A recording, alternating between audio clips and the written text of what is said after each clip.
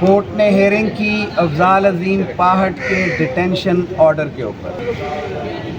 सवाल था अदालत का कि क्या आपने पॉलिटिकल वर्कर्स को उनकी लाइफ एंड लिबर्टी को मिजरेबल बनाना है।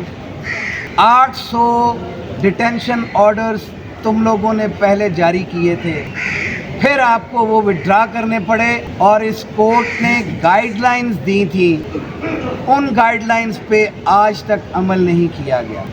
क्यों ना डीसी साहब आपको कॉस्ट डाली जाए, क्यों ना एसपी साहब आपको ऐसी सिफारिश करने पे पेनल एक्शन लिया जाए। अदालत के अंदर डिटेंशन ऑर्डर्स को विथड्रॉ करके डीसी साहब तशरीफ लाए और डीसी साहब ने कहा कि जी हमने उनका डिटेंशन ऑर्डर विथड्रॉ कर लिया। अदालत का सवाल था कि 3 दिनों से जो शख्स जेल में पड़ा है तुम्हारे इस इल्लीगल ऑर्डर की वजह से, उसकी लाइफ एंड लिबर्टी कहाँ रही। मैं आज भी सवाल करता हूँ इस फॉर्म 47 की हुकूमत से कि बाज आएं।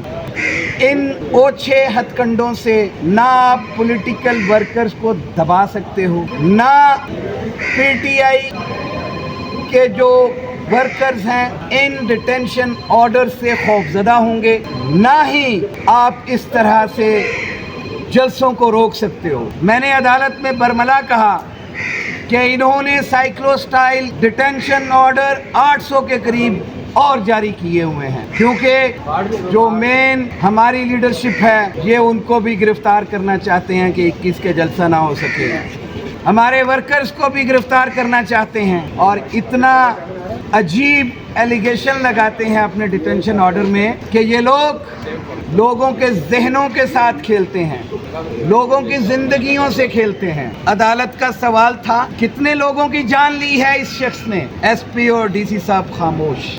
कौन सी नफरत फैला दी तुम्हारे दरमियान। राइट ऑफ स्पीच आर्टिकल 19 का एक बुनियादी हक है। क्यों लोगों को जुबानबंदी की तरफ लेके जाते हो, क्यों लोगों की आज़ादी को सलब करते हो। आपके ये जुल्म और ये फस्तायत जल्द दम तोड़ने वाली है। ये हुकूमत जल्द घर जाने वाली। हमारे वकला के, हमारे पाकिस्तान के ILF के मेंबर्स के हौसले बुलंद हैं। आप जितने डिटेंशन ऑर्डर जारी करेंगे हम इन अदालतों में चैलेंज करेंगे और हम तवक्को रखते हैं कि पीटीआई के लोग आइन और कानून पे यकीन रखते हैं।